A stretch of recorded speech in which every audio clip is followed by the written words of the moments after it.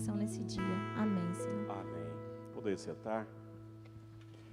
Eu convido você a abrir sua Bíblia comigo na Epístola aos Colossenses, no capítulo 3. Leremos os versículos de 12 a 17. Colossenses 3, de 12 a 17. E nesta manhã quero abordar esse texto considerando o Evangelho na família. O Evangelho na família.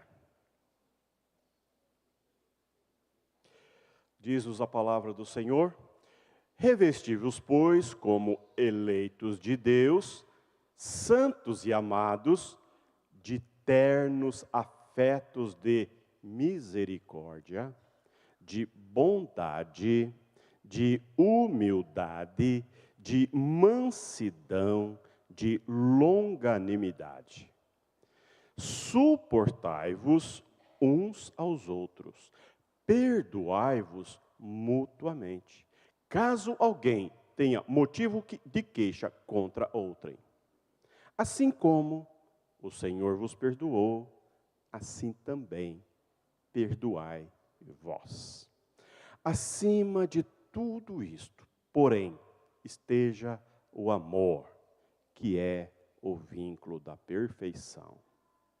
Seja a paz de Cristo o árbitro em vosso coração, a qual também fostes chamados em um só corpo, e sede agradecidos.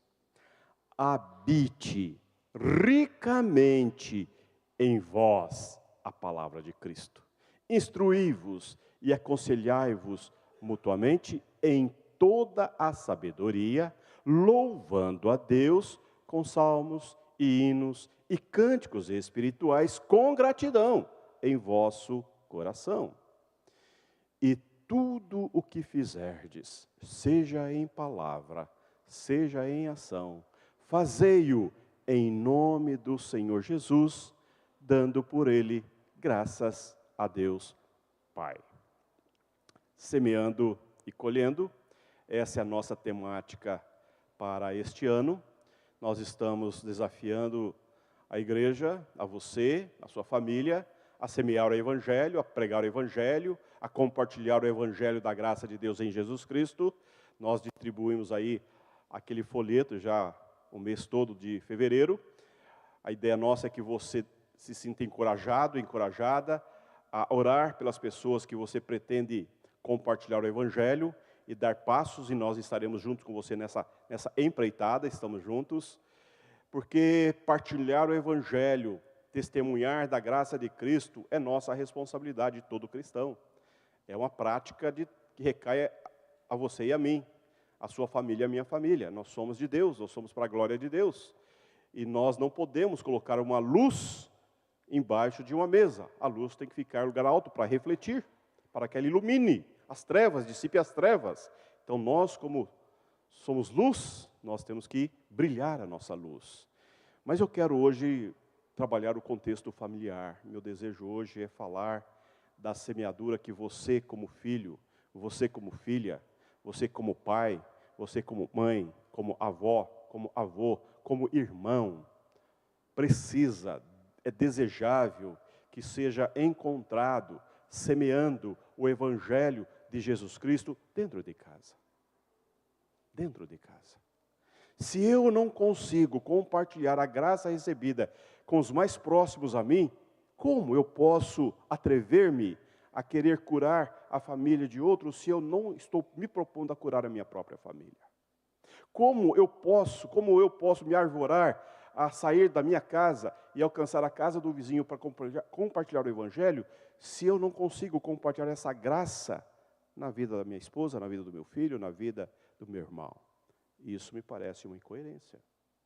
E o apóstolo Paulo, ele está falando a uma igreja que ele não plantou, a uma igreja que tem graves dificuldades com a simplicidade do Evangelho. Então ele corrige, ele aponta os prejuízos de uma vida na igreja sem Cristo, e ele então traz diversas advertências àquela igreja. E aquela igreja é composta de famílias, como a nossa igreja é composta de famílias. Somos como igreja, uma família de famílias. E aí eu me sinto totalmente na liberdade de explorar esse texto dentro do contexto familiar. E ele começa no versículo 12 dizendo: revesti-vos, pois, como eleitos de Deus, santos e amados. A primeira ideia que ele fala: vocês são eleitos.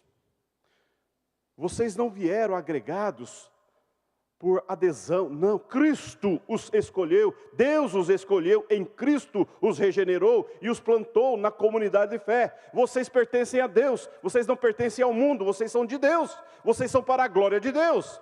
A eleição é um ato divino na nossa história. Antes da fundação do mundo, Deus já nos escolheu e nos separou para Ele, e em Cristo Jesus operou a obra eficaz e nos trouxe a Ele, e nos colocou numa comunidade de fé.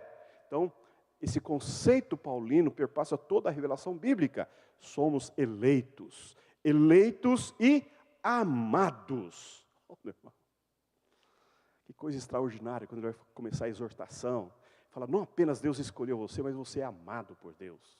Você é amada por Deus. Deus amou você antes do seu nascimento. Deus concebeu a sua história antes do seu nascimento. Antes mesmo você... Estava vendo aqui umas fotografias dos bebês que estão chegando, da minha neta, da filha do pastor Renato, e é impressionante, 2 centímetros. Tem, e Deus já ama. Nós então nem se fale, não é verdade? Essa coisa é milagre de Deus.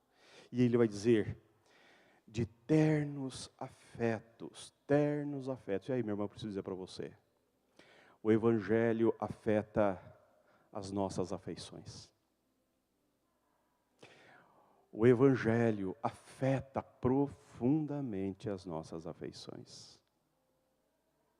O apóstolo Paulo está falando uma linguagem toda falando dos frutos do Espírito Santo em nós.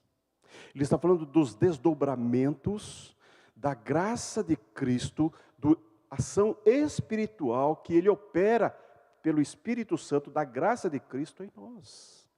É isso que está dizendo. Se você ler o versículo 5 lá, ele vai dizer, olha, despojai-vos disso, revesti-vos disso, versículo 12. Deixe essas coisas. E no versículo 12, revesti-vos, pois, como eleitos de Deus, santos e amados, e ele vai dizer, cheios de afeições. O que é afeição? Eu me afeiçoo a Dalise e eu não me afeiçoo, claro que não, né? A Suganda. Não, não é assim. A afeição, os afetos são transformados pela graça de Deus em Cristo. Os meus afetos, o meu gosto, o meu desejo, as minhas inclinações são profundamente afetadas. O amor que eu digo sentir pela minha esposa, pelo meu filho, pelo meu pai, pela minha mãe, pelos meus irmãos, o Evangelho transforma. O Evangelho transforma, é isso que ele está dizendo. O Evangelho modifica. O Evangelho derrama graça. O Evangelho potencializa. O poder de Cristo, o amor de Deus derramado em nossos corações por Cristo, potencializa a nossa vida e as nossas afeições são tonalizadas, são tonificadas, são transformadas, são avivadas. Essa é a marca do cristão. Essa é a marca indelével do cristão.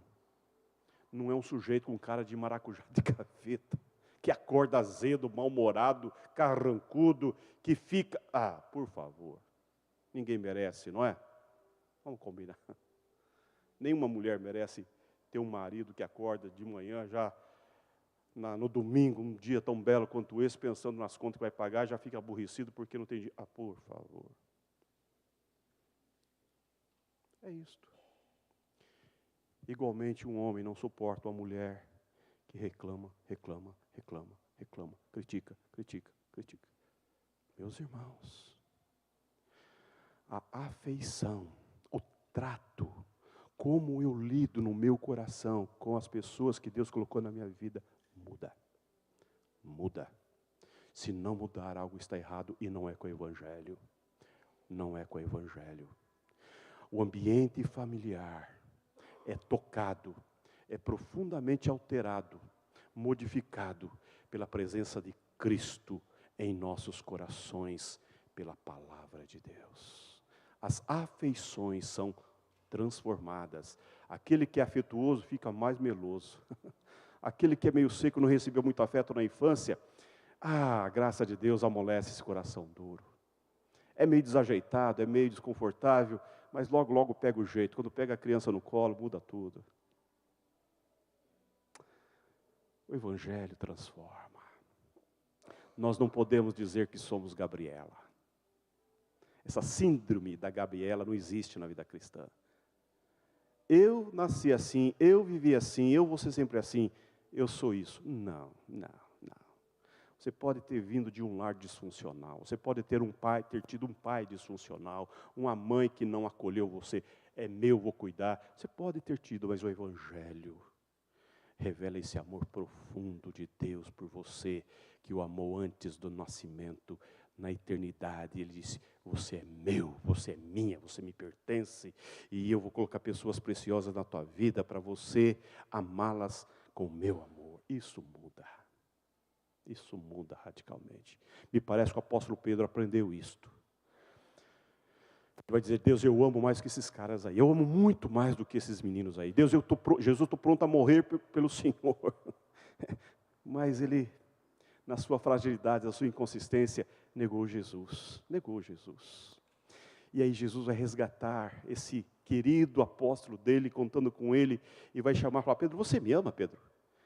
E ele fala, Jesus, eu amo. Eu amo. Apacenta meus rebanhos. Pedro, você me ama? Eu amo. Apacenta os meus cordeiros. A terceira vez, Pedro, você me ama? Ele vai dizer, Senhor, tu sabes todas as coisas. O que ele está dizendo? Eu não amo do jeito que eu gostaria de amá-lo, mas eu amo do meu jeito. E Jesus diz, apacenta os meus rebanhos. O amor é prático. O amor é um verbo, não é sentimento. E esse amor, esse sentimento, essa praticidade do amor, constrói, vivifica, lubrifica, sustenta, dá firmeza para os relacionamentos familiares. Semeando e colhendo. O que eu semeio no coração do meu cônjuge, o que eu semeio diariamente na sua mente, na sua alma, no seu dia a dia, eu colho. O que eu planto no coraçãozinho dos meus filhos, das minhas filhas, dos meus netos, das minhas netas, eu colho. O que eu lanço, a semente que sai de mim, alcança lá, essa semente germina, essa semente frutifica, essa semente tem desdobramentos lá. O Evangelho é partilha, o Evangelho é doação, o Evangelho é entrega. Aquilo que eu recebo, eu dou, aquilo que eu recebo, eu devolvo, eu entrego. O Evangelho é partilha. Como eu posso querer revelar o meu amor ao meu vizinho? E de fato eu posso ter esse sentimento, essa inclinação a um vizinho que está passando por situações, mas eu estou tão insensível à minha esposa, tão insensível aos problemas do meu adolescente, tão ignorante acerca das coisas que estão acontecendo dentro de casa, tão alienado da realidade familiar. Pare. As nossas afeições são transformadas pelo Evangelho. E nessa manhã, papai, presta atenção nisso. Presta atenção nisso. Os seus filhos estão olhando para você. Suas filhas estão olhando para você. Não é suficiente trazê-las à igreja. Não é suficiente orarem por elas, por eles. Não é suficiente você fazer todo o esforço para que eles andem na palavra, caminhem pela palavra. É preciso mais. É preciso vida na vida. É preciso avançar nessa construção diária, nesse envolvimento pessoal diário, nesse olhar de amor, de cuidado, de atenção individual, a cada um, a todos, individualmente. Porque família é isto. Família é essa construção de Deus, que nós vamos dia a dia, semeando, lançando a semente e consolidando a semente e orando para que o divino Espírito de Deus concrete na vida das pessoas, na vida da família, os valores que estamos semeando. Não é assim?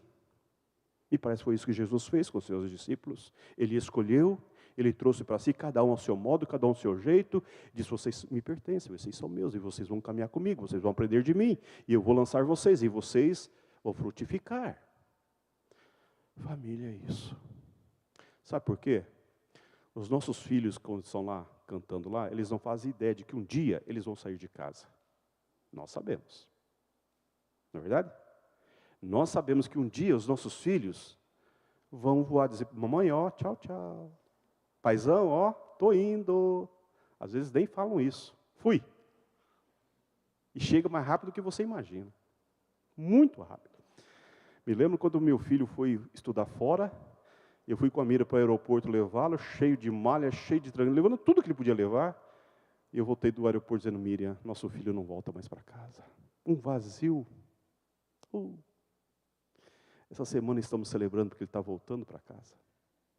Casado com a minha neta. Glória. Mas ele saiu. Isso acontece.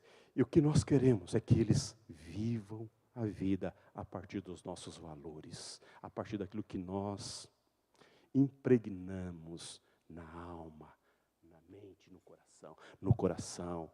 Estes valores estão imbuídos da fé. Esses valores vêm junto com o Evangelho. O Evangelho é estilo de vida, o Evangelho é vida, o Evangelho altera as nossas vísceras, porque o amor de Deus nos constrange, o amor de Deus nos abraça, as nossas debilidades, as nossas inconsistências, e Ele nos transforma para amar a partir de atitudes práticas nas nossas afeições. E ele continua, aí ele vai falar das qualidades dessas afeições. Ele vai dizer: afetos de misericórdia, de bondade, de mansidão, de longanimidade. Esses são os desdobramentos que advêm de uma mente renovada, de uma alma tratada, de uma afeição renovada pela graça de Deus, pelo Espírito de Deus em Cristo. Misericórdia. O nosso Deus é misericordioso. Esses são os atributos de Deus revelados na pessoa de Cristo. O cristão, meu irmão, ele não se ajusta a partir da cultura, a partir do que a cultura propõe, não, ele se ajusta a partir da palavra de Deus, que aponta para o caráter de Deus. Eu não posso justificar a minha falta de misericórdia como cristão. Eu posso até explicá-la. Eu fui duro mesmo, meu coração estava peludo naquele dia, errei. Eu não sou Jesus Cristo, ok.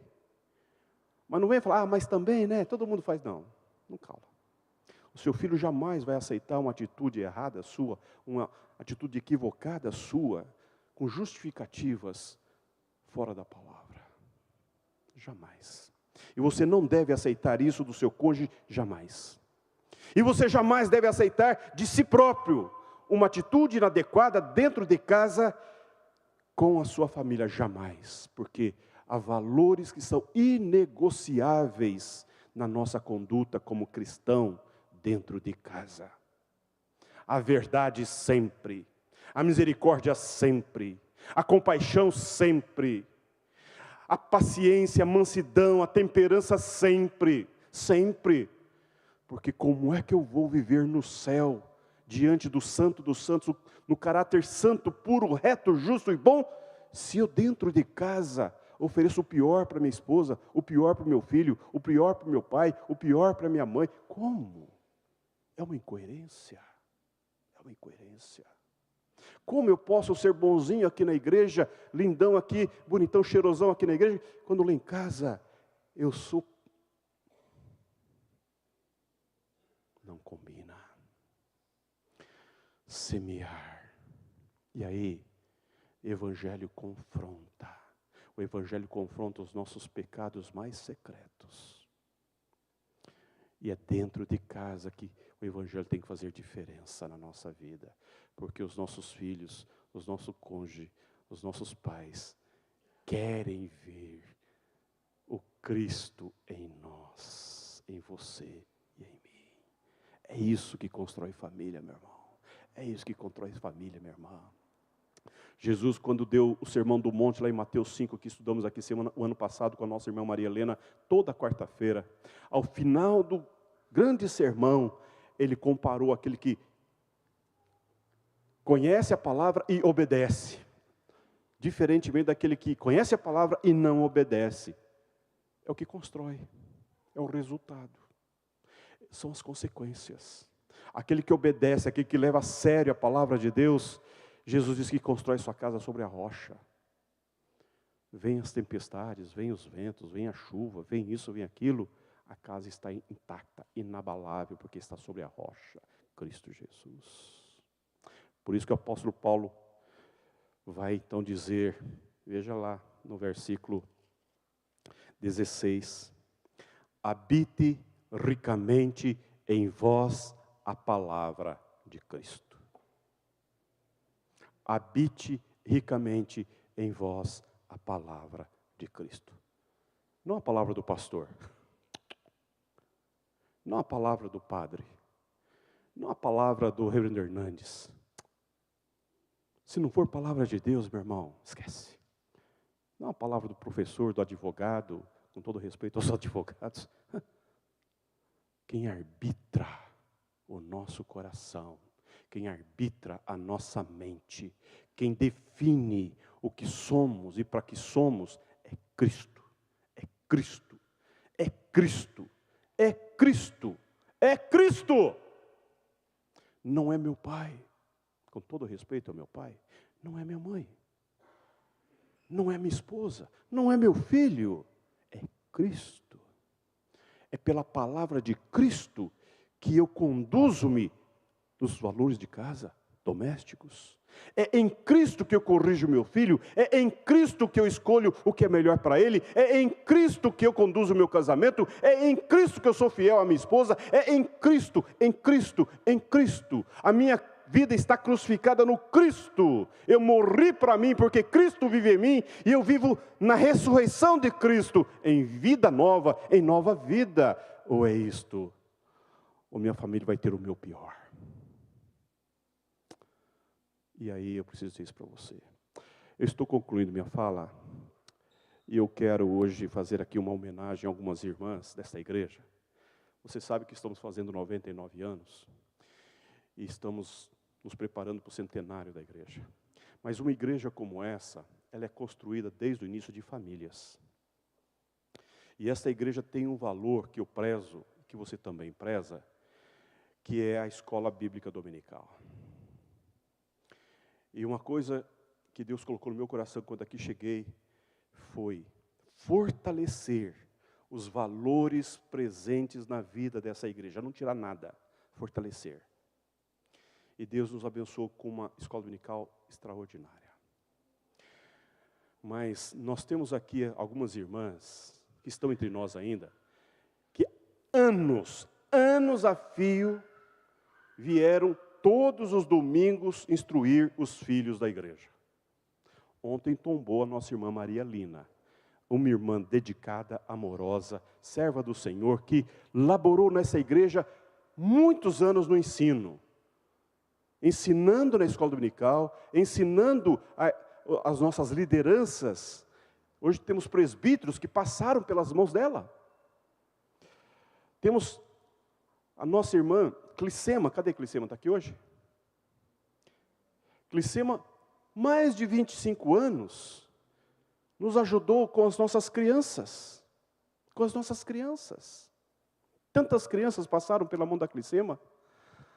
A Selma. A Selma. A dona Natália. Lembram? Maria Helena. Quem mais? Há um esforço em todas as gerações dessa igreja em fazer o quê? Pegar o seu filho, levar para a sala com seus amiguinhos, abrir a Bíblia e carinhosamente, amorosamente, transferir os valores da fé na escola bíblica dominical para o seu filho. Se lá em casa isso não deu continuidade, é lamentável, é uma pena, há um prejuízo.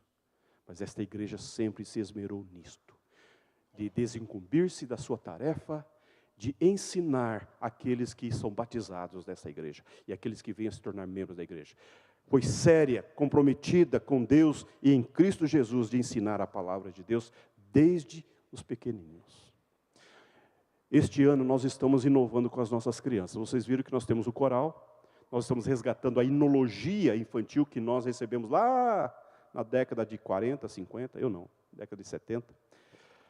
Para que os nossos filhos tenham esses valores da nossa inologia. Mas esse ano nós estamos chamando os nossos filhos a participar das missões. Por quê? Porque nós desejamos que esta igreja continue se fortalecendo na proclamação do Evangelho. Que nós agora saiamos de casa e alcancemos o mundo. Seja o amiguinho da escola, seja o vizinho que é amiguinho seu, seja o parente que ainda não conhece o Evangelho. Nosso desejo é que essa geração aprenda, deseje, ame ao Senhor ao ponto de serem missionáriozinhos do Senhor onde eles estiverem. E para isso nós estamos nos organizando para eles assumirem compromissos com os nossos missionários. Eles vão aprender o que é ser um missionário. Eles vão ter relacionamentos com os missionários que hoje nossa igreja ajuda no sustento. Eles vão se relacionar com os filhos dos missionários. Você sabia disso? Que missionário tem família? E que os filhos não pediram para ir para a Arábia, para o Iraque, Não, eles não pediram, eles foram porque os pais foram. Mas eles têm as suas necessidades. Eles vão num lugar onde não tem igreja. Os filhos deles não têm igreja. Não têm vínculos dos mesmos valores de fé. Não, eles vão abrir uma igreja, vão plantar uma igreja numa língua diferente, numa cultura. Os filhos foram. Eu penso que nós podemos cuidar dessas crianças através das nossas próprias crianças. Criar vínculos, criar amizade. E vamos estreitar esses vínculos, para que essas crianças conheçam as nossas crianças. E elas vão orar pelas necessidades das crianças dos missionários.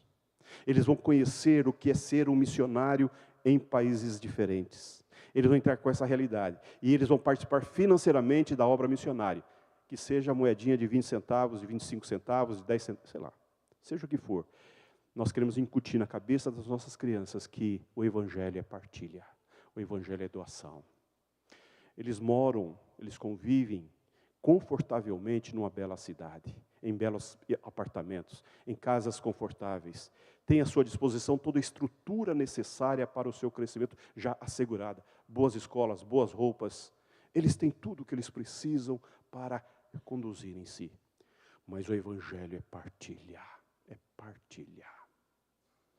Eles precisam olhar além de si mesmos e ver a obra que Deus está fazendo em vários lugares do mundo. E eu conto com a sua ajuda, meu irmão. Eu conto com a sua ajuda, papai. Eu anseio que você, na sua rotina semanal, na sua rotina diária, quando você, eu tenho certeza que você faz isso, quando você chama seu filho para orar, todo dia, quando você chama sua filha para orar, todo dia, em que você lê a Bíblia com ele, todo dia, eu creio que você faça isso, todo dia. Você agradece a Deus, você coloca as necessidades do seu filho diante de Deus, você coloca as necessidades da família diante de Deus, e você ore pelos nossos missionários, ore pelas famílias dos nossos missionários. Quero dizer para você que não tem valor mais profundo do que a oração de uma mãe na mente de um filho. Não tem. Só a do pai. Quando o pai tira a roupa de trabalho e coloca o pijamão e a criança, hoje eu tenho o pai em casa. E o pai então separa tempo para estar com o filho, tempo de qualidade. E a filha sabe que o pai, de fato, está em casa totalmente, plenamente. Aquela hora é dele. E ali, dentre tantas coisas que você faz com seu filho, você ora por ele. Você põe a mão na cabeça do seu filho, na cabeça da sua filha, e você ora, e você sussurra, e você transfere diante de Deus, e ele ouvindo a tua voz, meu irmão, Isso não tem preço. Isso amalgama, estrutura. As nossas professoras fazem o nosso bom trabalho. Os nossos pastores se esmeram para fazer o melhor. A nossa irmã Samira e a sua equipe toda, várias irmãs, fazem um bom trabalho. Mas é insubstituível o que você, como pai, como mãe, deve fazer dentro de casa para o seu filho, para que o Evangelho seja uma realidade na vida dos nossos filhos. Que Deus te abençoe. Eu quero convidar a igreja a um tempo de oração. Nós temos